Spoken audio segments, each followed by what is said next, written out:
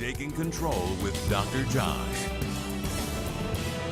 It happens every year. Thanksgiving rolls around and our diet and exercise programs just seem to fade away. Joining us today with some solutions for this problem is UAB psychologist Dr. Josh Claypo.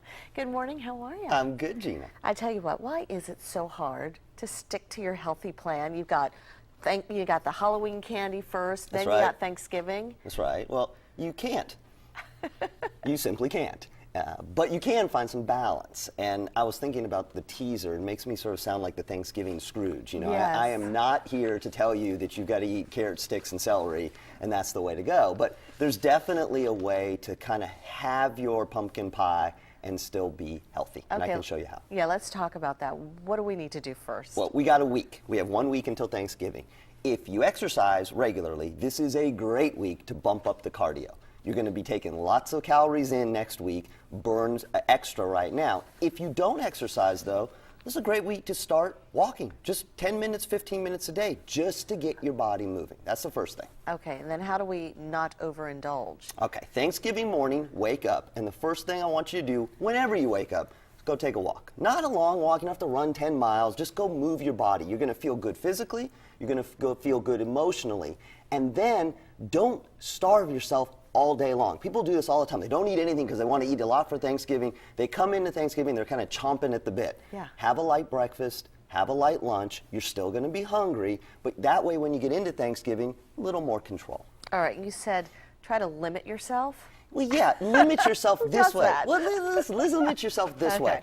Portion control, not because you're not going to eat too much, but because you know you're going to have seconds, right? Right. So go through the line the first time with small amounts so that when you have seconds, you put the two together and it's not that much. You're not restricting yourself, you're just thinking ahead for the seconds. And you said the other key thing is to stock up on the healthy stuff, like the turkey Well, or yeah, something. relatively healthier stuff. Eat turkey, eat the carrots, stay away, maybe a little less stuffing, maybe a little less green bean casserole. You can have it all, but it's all relative. And then with desserts, I want you to have desserts, but I want you to be conscious about your dessert. So what I mean by that is, before you put it on your plate, ask yourself, is this how I want to spend my calories? If the answer is yes, take it. If the answer is, I don't know, at least that way you're not eating what we call unconsciously. And a lot of people do that. They just put it all on. If you stop and think for a minute, you may decide, maybe I'm going to have a little bit less of this. It all just puts a little balance on it. You'll feel better afterwards, too.